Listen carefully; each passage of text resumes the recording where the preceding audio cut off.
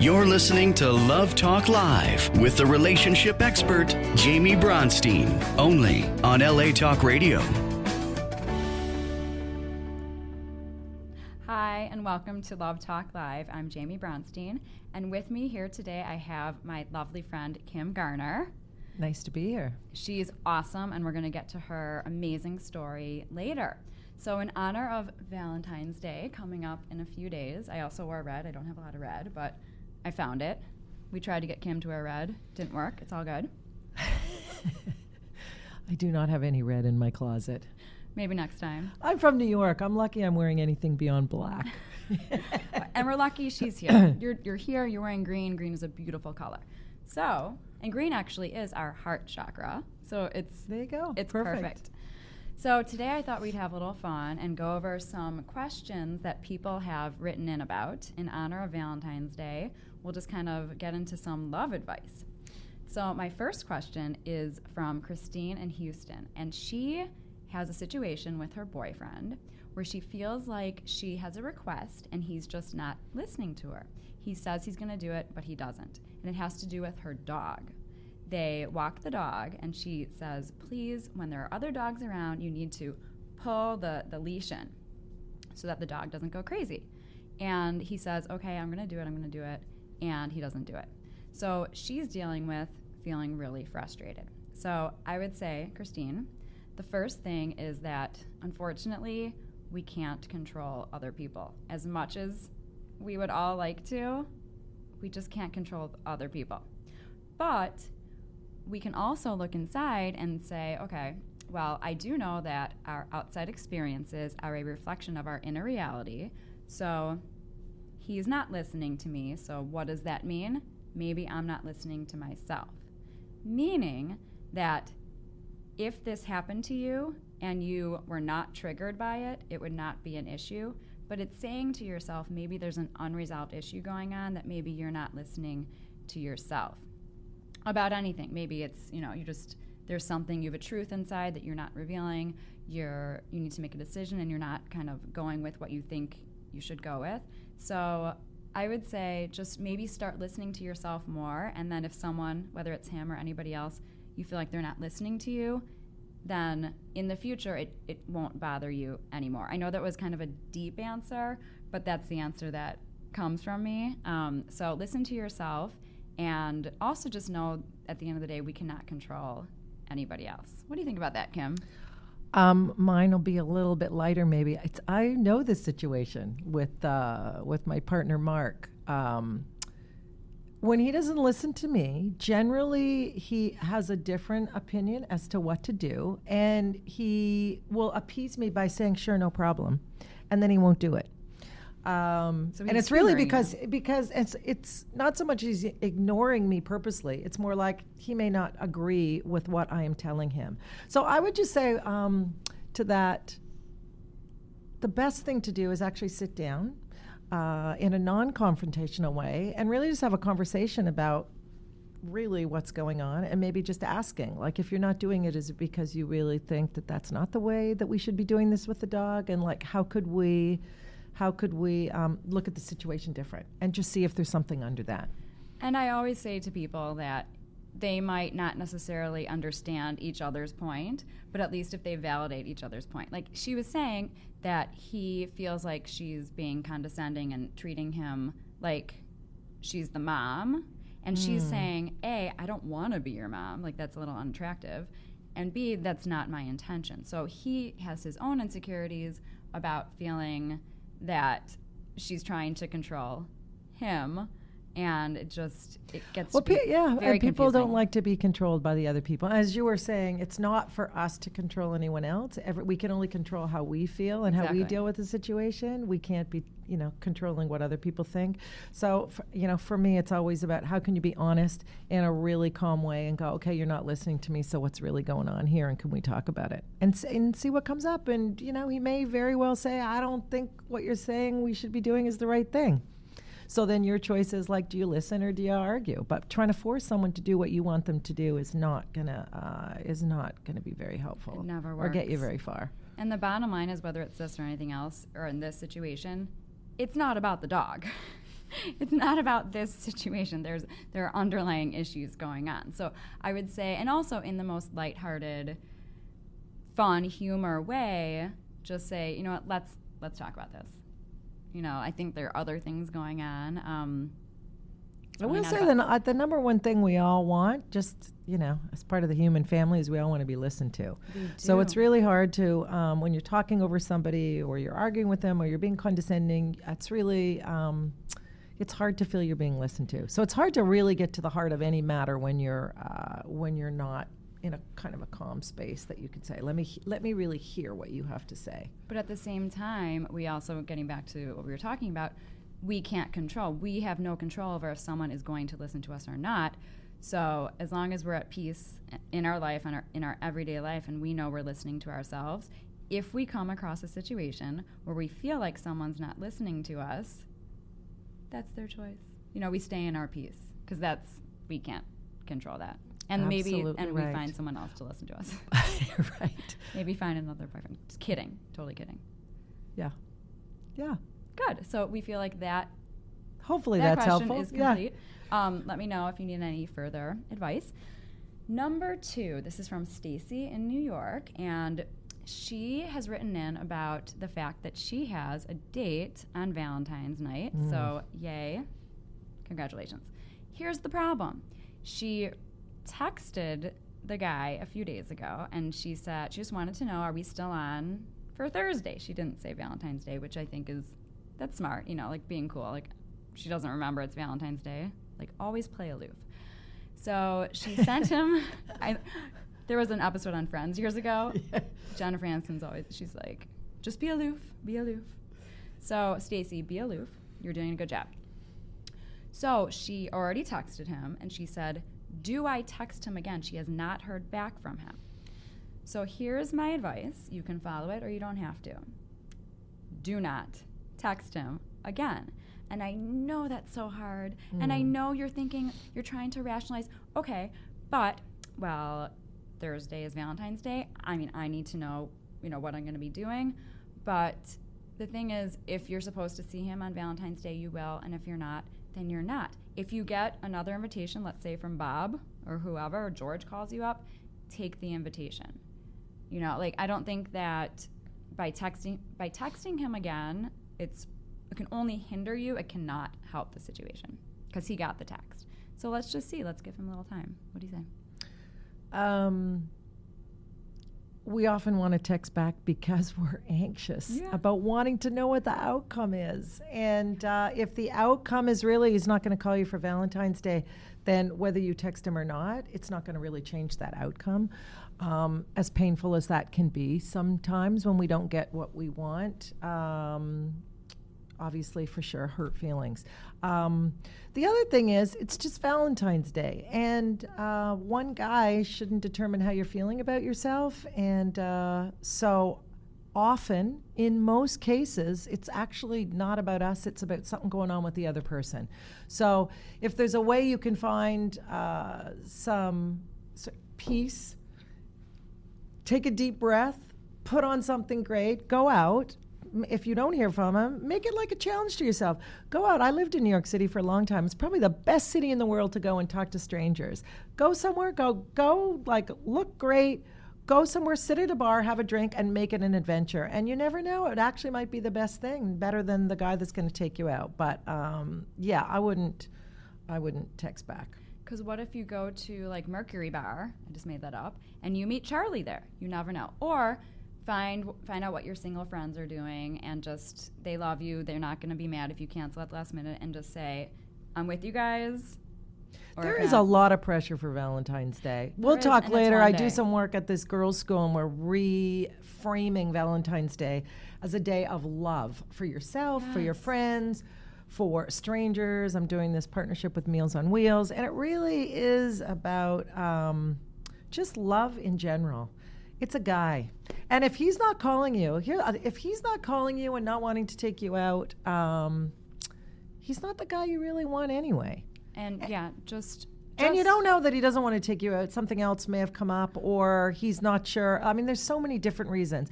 We, as we like to say, we have negative future fantasies about what we think sometimes things are going to happen. And most of the time, it has nothing to do with us or what we're thinking is going to happen that's negative. So I would just let it go and try not to get yourself in that place of feeling it's about you and getting down on yourself. Like just go out and have fun. It's a day. Go love yourself. It's just, beam your shiny, happy self out there in the world and go have a drink and meet some new people. And how's that for? And also just trust that if he writes you back or if he doesn't, there's a reason.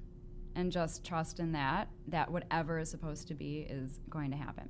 Before we go on to the next question, I love the way you say the word about. Oh. You are from Canada. I'm from Canada. We'll hear that story every time she says a boot. Well, I say a boot. I actually say about. But say it again. About. About. Yes. I that's probably how we say would it say like a Chicago person. Yeah. A boot and about. Okay. So, getting on to our next question. Rachel from Miami wrote in about the fact that she is really ready to move on from her ex-boyfriend. She wants to manifest a new relationship, maybe perhaps the one. And her ex-boyfriend keeps writing to her, keeps wanting to stay in communication, incommunicado. And my personal advice to you, because she's saying that she feels like she can't move on, or she's worried that she's not going to be able to move on if she's still in the past. So my personal view is if your ex is not going to be in your future, there's no point of your ex being in your present. You had the relationship, you did your learning and you're growing. Hopefully, you could look back and reflect and learn and grow. But there really is no point. I think it's so important to close that door so that your heart, your mind, your soul, everything can be open for that new person to come in. So I would say very gently, in a loving manner, just tell him that, this is what I need. I'm doing this for me. I hope you understand, with all due respect. And actually, this is for both of us. We both deserve to find the person that's right for both of us. So I would say just do it in a very gentle manner, but definitely, if you can, just really close that door so that you can be open for the next door to open. Yeah, I really agree with that. We all have choices about what we want to bring into our life. And when you continue to hold on to relationships that you've just worked through and you're not in at the present time, it does take space up inside to just be open to new things. I'm a big believer of energy and that you can manifest, and any energy that is held for someone else blocks the possibility of energy for someone else to come in. And it makes it a little easier to sometimes to think back when you're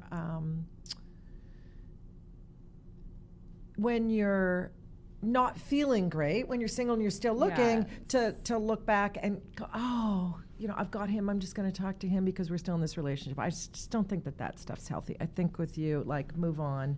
Yeah. I don't think having a friendship with an ex is a bad thing, but not at this particular time. And it definitely sounds like you're choosing to give some space to that. So I would say that's probably the healthiest thing to do. Yeah. For you and for him. I loved what you said about that. For him as well. Because he probably doesn't even realize that he needs to let go in order to have someone else come in his life. So you're actually doing him a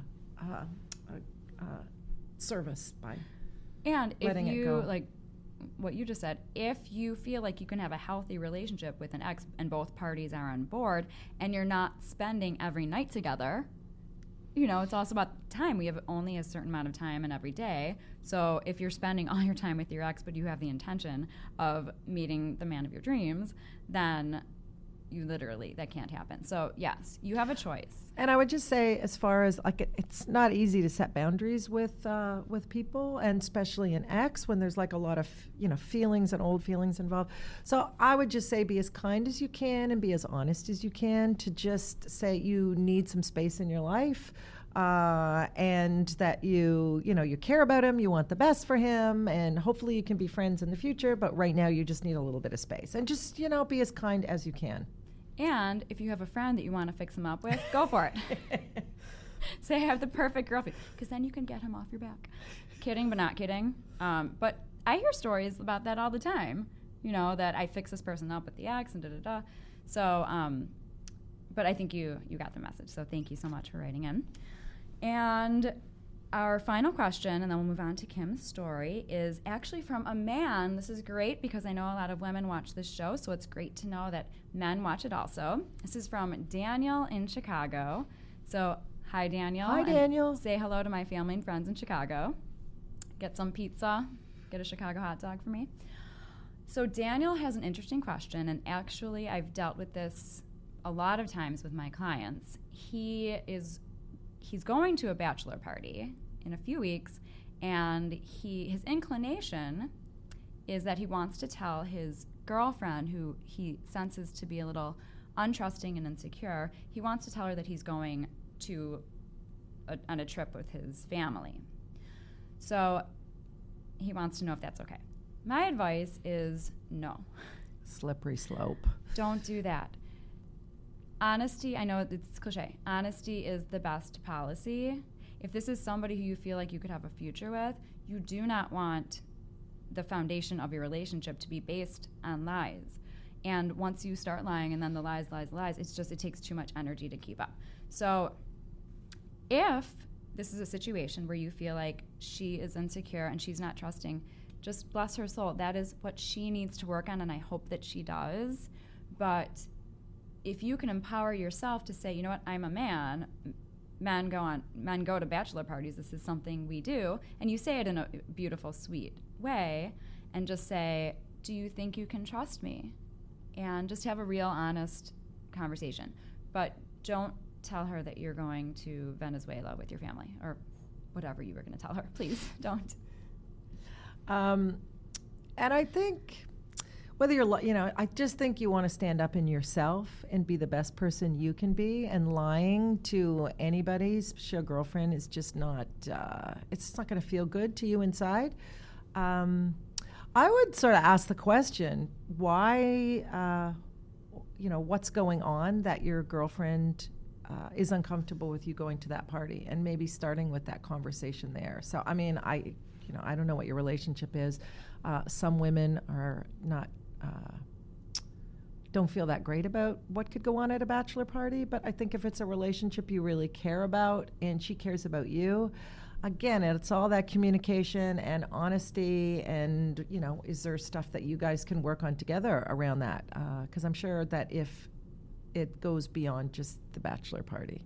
Yeah, and maybe, a lot of times girls or guys go into a relationship with their conditioned stories from the past, and so they don't even give that new person a chance to show them, I am a trustworthy person. That other person comes in with a wall, I'm just not going to trust you, and then it's just kind of a disaster.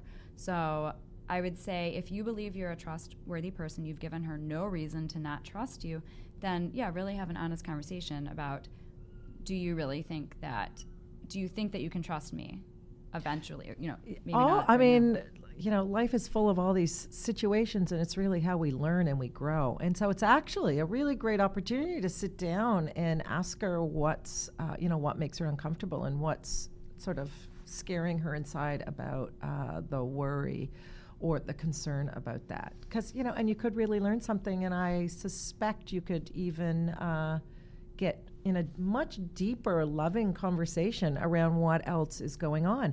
That you, as the guy, wants to, help make her feel better in a great way, and she has a chance to sort of open up and say, I've had this experience in the past, or whatever it is, and then she gets to share that. So definitely not lying.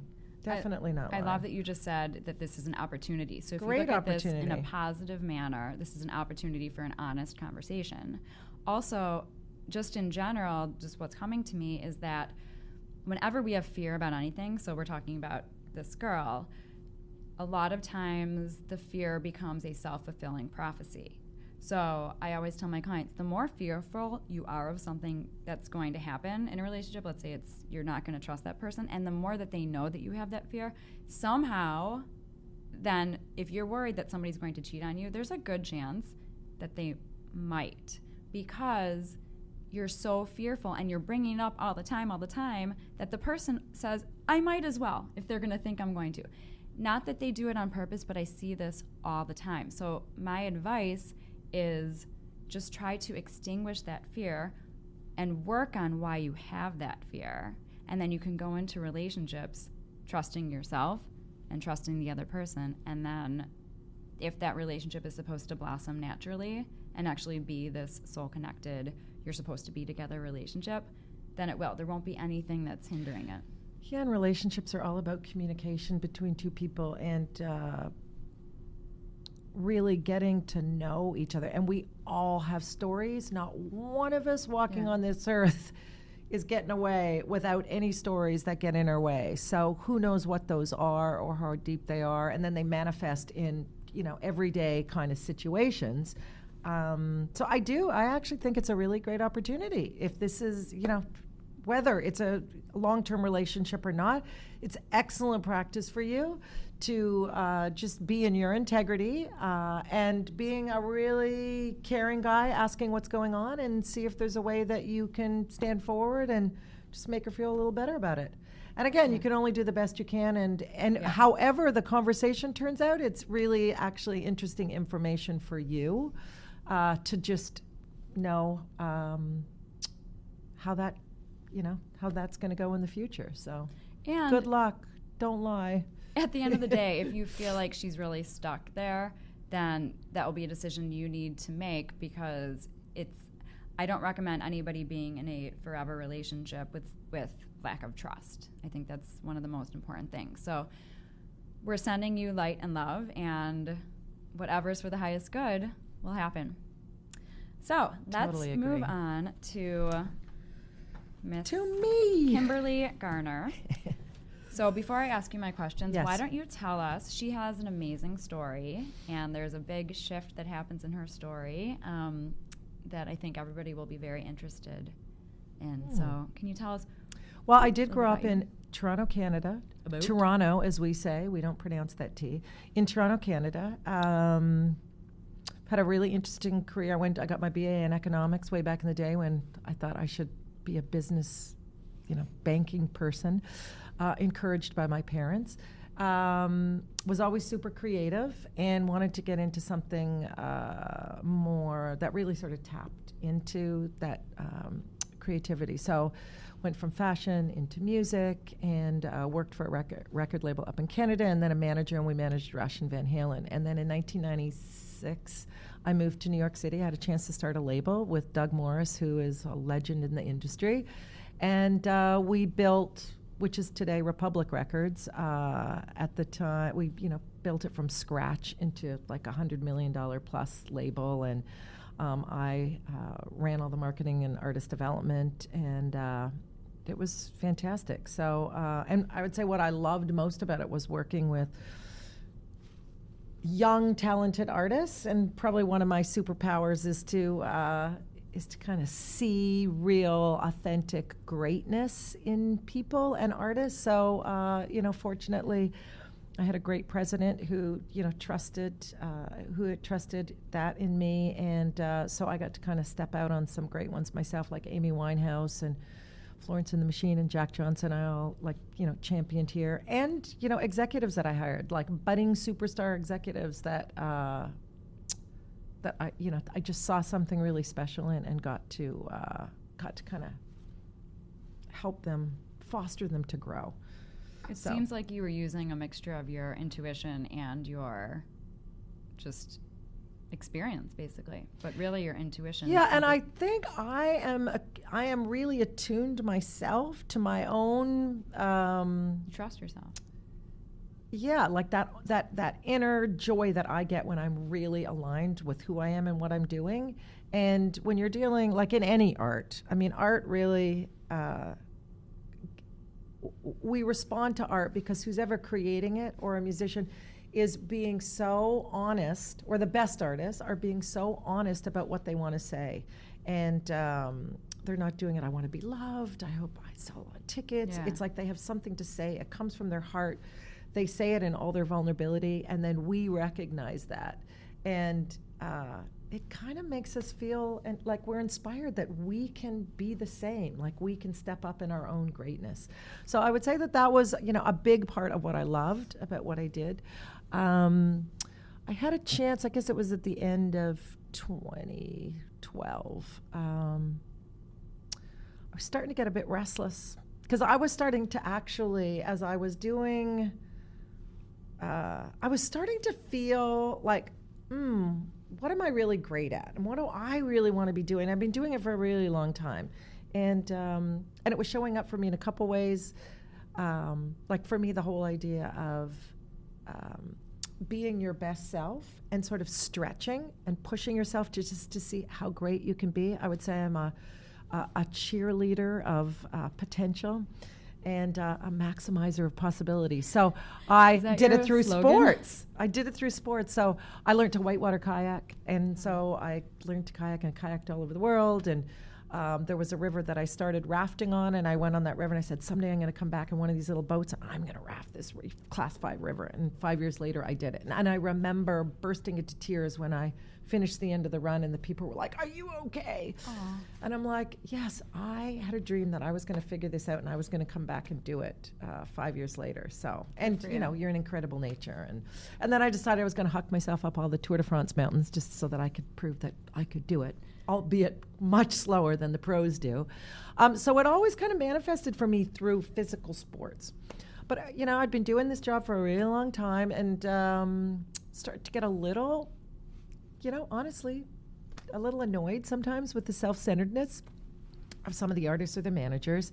And I had an opportunity to leave the label at the end of 2012. And so I took this gift that I got from the label to leave and kind of decided I wanted to pursue my own, see where, what was my...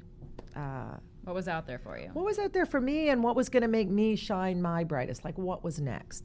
And it was interesting because, like many of us women, I hate being vulnerable. And it was actually a quite vulnerable time because I'd given up this really big job, albeit a nice little bank account to go with it, but I'd given up this big job. And so you have to go like, well, who am I if I'm not like Miss Uber, New York record exec?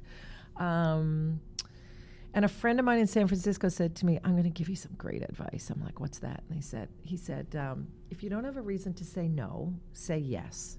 He says, as long as you're safe. But he goes, you're coming into this time where you really don't know what you're going to do. So really trust your heart. But if you don't have a reason to say no, say yes. I thought that is really interesting. So I sort of went off on that. I really like that. Yeah. I want everybody to write that down. Maybe get a tattoo on it, whatever. I really put that on your wall. I really like that. Yeah. Because you can apply that to anything in life. So I was skiing. This is 3 months later, I guess. I was skiing in Aspen, and I went to rent some skis, and there was this really cute guy that had, was giving me skis, and my knees kind of buckled, and I'm not a good flirt. Didn't really learn that part from my mom. And was with a much younger friend of mine, and she's like, you're terrible at that. Get back in there and tell him you hate your skis and you get new skis. Anyway, this happened 3 times. And finally, it was just like I gave him my phone number. I had no idea who he was, married. I didn't know anything other than something kind of really attracted me to him. And I used that. If you don't have a reason to say, just say yes. And I thought, I'll just do it. If it's meant to be, it'll meant to be. And so he called me a couple of days later, and the reason he was in the shop is his best friend runs the whole shop. He was taking time out, had just got divorced from Michigan. His son would come and visit, and if he worked in the ski shop for half a day a week, the ski company would give him a season pass, and he would have all rentals and all that to take care of his son. So that was, he's like, and that happened to be when I met him. And then he invited me on this trip that he got invited to on this cruise, South France. So in that, if I don't have a reason to say no, say yes. And I thought, how bad could it be? I feel safe with them. South France. I'm going to go. And we spent a week together. And anyway, fast forward, I knew him 14 days. I'd spent 14 days with him. And then he was going to move back to Michigan. And I said, if you don't move to Michigan, I'll move to Aspen for the summer, and we'll see how it goes. So we got an apartment together, I moved to Aspen. I'm like this like uber business chick from New York, and I had a car, and I had my kayak on my roof and my bike, and I had whatever I could fit in my SUV, and I'm outside my apartment, and I'm like putting in my GPS, Aspen, Colorado, like such a girl. I love it. Okay, I got to figure out how to get there now. And I drove to Aspen, and we got this apartment, and I thought, like, I am really now going to spend time and see how I do at relationships. Because I wasn't very good in New York. It was very hard for me. Like, it was, you were out all the time, so much stimulation, took so much for me to do that job that I just didn't really have the bandwidth for a guy. So 7 years later, here we are. So what do you think it was that happened in your life that you manifested this relationship? Because you didn't really give us a background in dating. What was before him. I didn't really have a lot of room to date. I mean, it was an incredible job, big job. It certainly wasn't 9 to 5. As my president always used to like to joke around that it's a lifestyle, not a career. So it was full on. And there's a part of me that needs to just kind of go home and be quiet, and I need a little bit of my own space. So I didn't really have the room, as much as I said, I want to find a guy. I didn't really have the bandwidth to do it all. So it really wasn't until I left all of the hoopla of New York City and said, what do I want? Like, what could make me happy? What in this new journey could I be doing? And then all of a sudden, there he was, he showed up. So I really think it was just I had some space to be open, and certainly not having any idea that it was going to work or not work. But it was just like, if you don't have a reason to say no, say yes, and just see how it was going to go. And I did make a decision. If I can be really good at my career, I can be really good at a relationship if I try. And so I thought this will be my little project, my little summer project, to actually see how loving I can be in a relationship and see if it works. So that's, and then fast forward, and then I decided, okay, I got to work again. What about we go to LA? And we drove to LA together, put whatever stuff we had in a storage unit, got a hotel room, and we're like, okay, now what? And I started my consulting company and work. One of my main clients is AEG, and I do a whole bunch of other things. So, yeah. So it's almost like what we were talking about before. You needed to end that relationship, the job. It wasn't aligned with you, and you really had to close that door in order to open this door that's more aligned with you. And then he showed up. So. And you have to just pay attention to what those, like really what's going on, what's your intuition saying, what's your heart really telling you about what you wanted. It was just like great time in New York. It was like everything I could imagine. But a lot of my friends were moving away, and I was starting to feel a little lonely. My family, I was all from Toronto, so I didn't have any family in New York, and I think that contributed to it as well. Lots of friends all over, lots of relationships all over, but I was traveling to them, and I'd come home, and I was always by myself. So I think that was like, I really, I'm like, I don't know, maybe a lot of people feel this. I'm this successful businesswoman in New York. I got money. I got all this stuff going on, but I'm alone. So really, what's that? What's it all about after that? So, so I kind of went into this new journey. And then, as you know, got did my 2-year program at University of Santa Monica in spiritual psychology, which is really all about sort of paying attention to inside and, where does joy really come from? And, as we all figure out, it's not from money, it's not from lots of stuff. It's really about, what makes you come alive? What do you love to do? What's really authentic? How does that line up with who you were born to be and what talents and stuff you have? So working, like doing that whole degree, it was really fine-tuning for me, more about why I'm here, which is really to champion all of us to be our brightest. When we tap into what feels right for us, then everything changes. To really know what you're great at, own your superpowers. This friend of mine's daughter called her once, and she's shy. Called her and said, "Mom, we're going to this party, and I'm uncomfortable at these parties. Everyone else can talk to anybody, but I'm kind of shy, and I'm a really good listener." And I thought, if she could just embrace being a great listener as a superpower, right? Because that's what she's really good at. And listen, the world could use a lot more people that listen instead of always talking. So yeah, I think it's like, how do we really figure out what we're good at, what's really natural to us, what gets us really excited, really tap into that and really own that. And then really figure out what gets in our way. Because we do, as you had mentioned before, we have a lot of stories, a lot of old stories we carry that don't really serve us anymore, that can just get in our way. So clear out the old stories, rise up in like how unique and great you are, and you truly will feel more creative, happier and more joyful inside, more compassionate. And when you're in that place for yourself, you'll just show up in the world differently, and all your relationships will change. So that whole, if you're happy with yourself, you'll be happy in a relationship. Totally agree.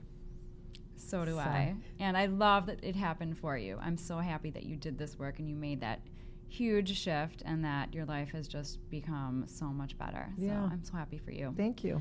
So we are running out of time a little bit, but I would love you to tell us a little bit about the work that you do at the Gals School, and then she also works in prisons where she does really interesting therapeutic work with the prisoners. So, I think it's all the same work, really, whether you're a prisoner, when you're incarcerated, whether you're a 10-year-old or whether you're an adult.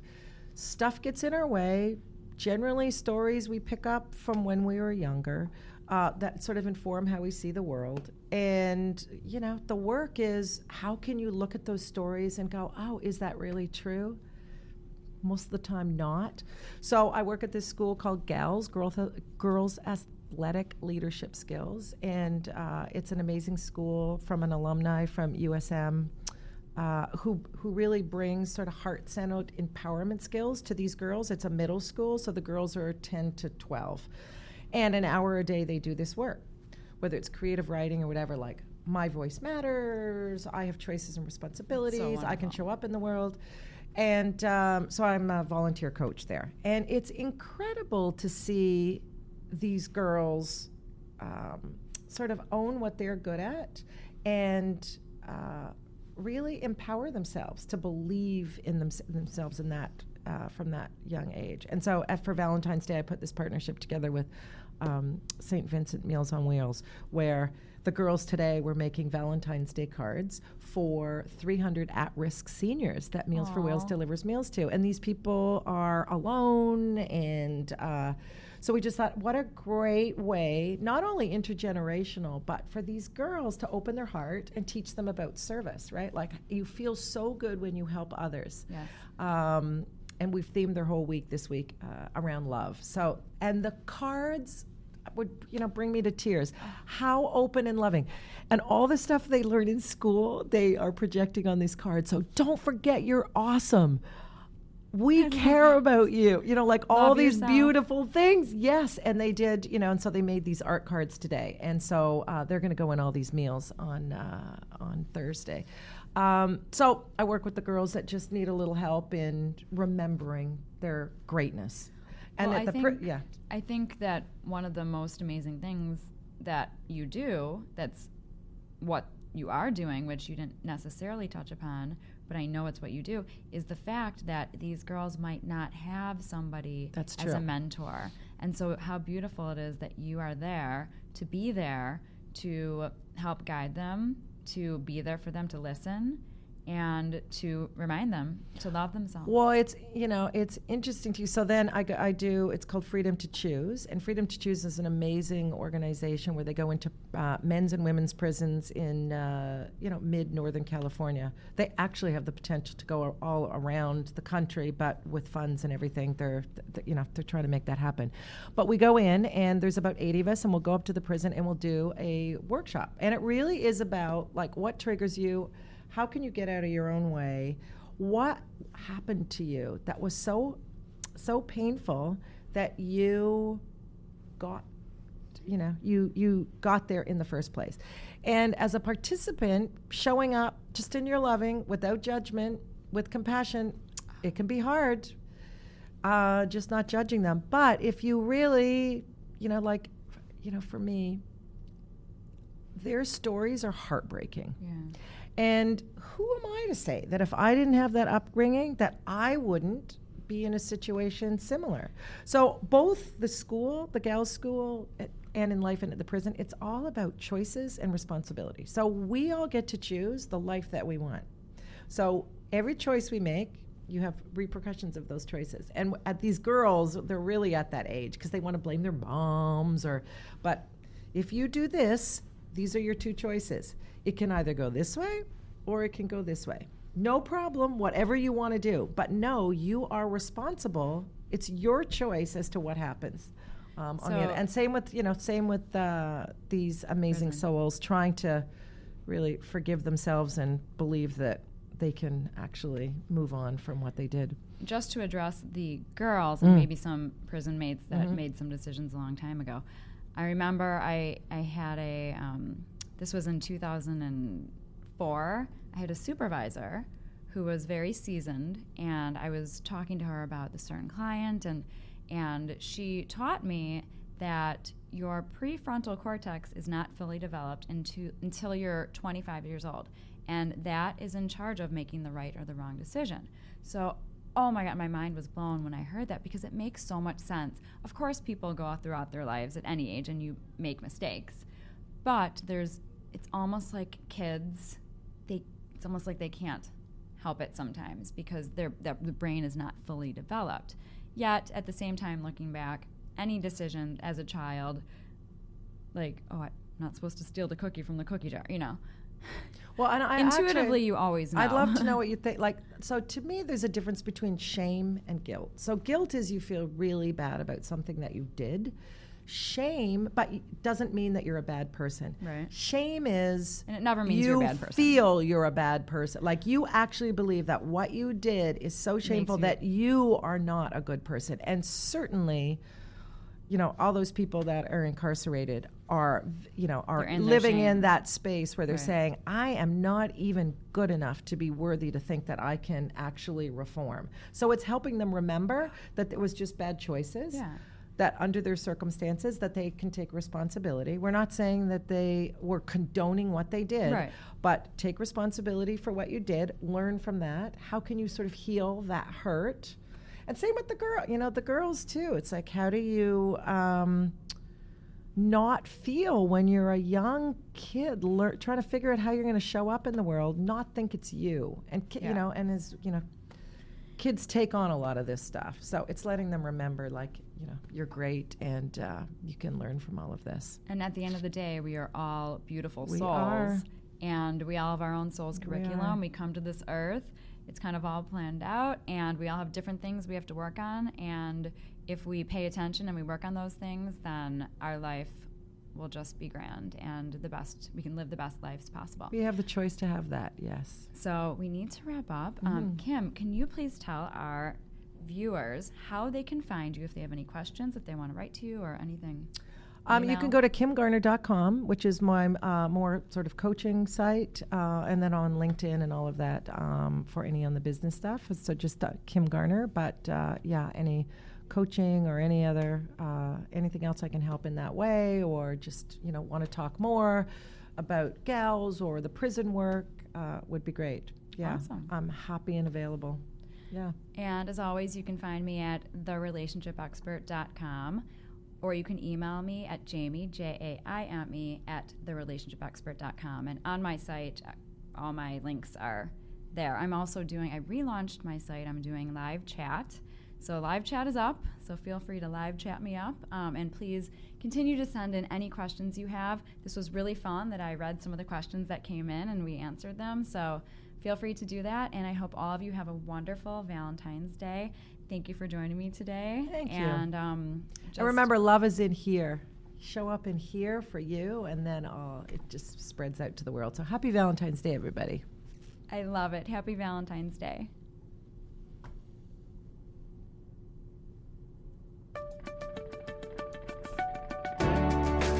You're listening to Love Talk Live with the relationship expert, Jaime Bronstein, only on LA Talk Radio.